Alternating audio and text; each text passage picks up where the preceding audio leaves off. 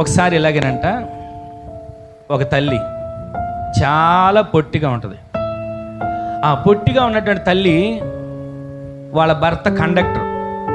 ప్రతిరోజు, ఇప్పుడు కాదు చాలా సంవత్సరాల క్రితం జరిగిన మాట ఇది. ఆ భర్త కండక్టర్ అయితే ఆ రోజులు చిల్లర ఎక్కువ వచ్చేది. ఇంటికి వచ్చేటప్పుడు కొంచెం చిల్లర తీసుకొచ్చేవాడు.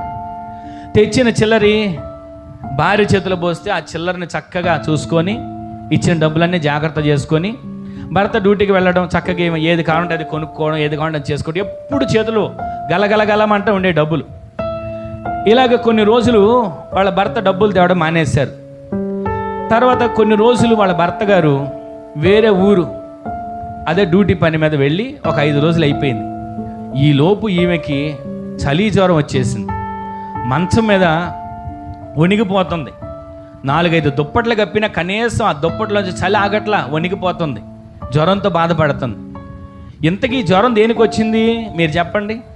భర్త మీద ప్రేమతో వచ్చింది అని అనుకుంటున్నారు మీరు.